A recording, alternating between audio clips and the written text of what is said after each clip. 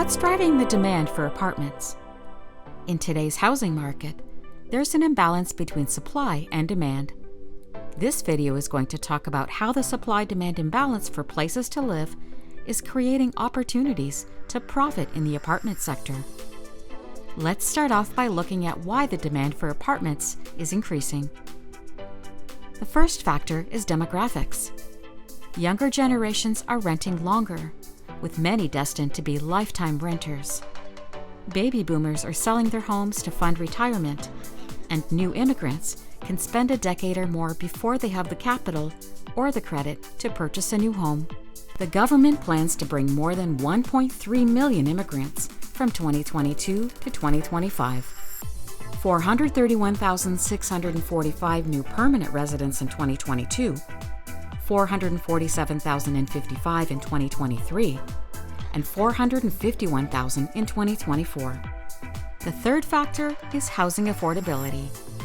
The high cost of home ownership is forcing more people to rent. This trend is continuing to accelerate because of rising land and construction costs, as well as barriers to new development. The last factor is lifestyle preference.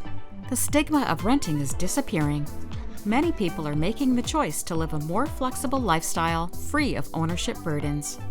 When you look at the percentage of the population who rent in Canada, when compared to other developed nations, there's a wide gap. It's lower in Canada, and you can expect the rental propensity to increase over time, bringing Canadians more in line with what we see in other developed nations. Now let's consider the key factors affecting supply. First, there is a lack of developable land in many locations. Environmental factors are limiting supply. As an example, in southern Ontario, we have the island effect, as you can see on the map.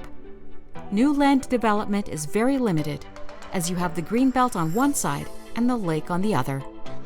Second, there are barriers to new development, in addition to restrictive land use policies, lagging infrastructure, and development approval burdens. The timeline for development today is lengthier than in the past. This prevents new supply from coming to market in a timely manner. And lastly, there's the economics of supply. Increasing land costs, construction costs, and municipal development fees make it expensive to construct new apartment buildings.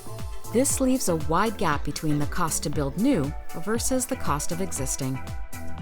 These economics are not likely to change in the foreseeable future in most markets. So why apartments?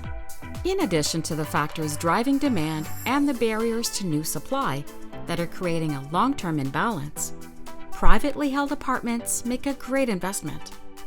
Apartments are a product of necessity. They provide diversified income and have shown long-term positive returns through various economic cycles. To learn how you can benefit from Equiton's real estate investment solutions, contact your financial advisor.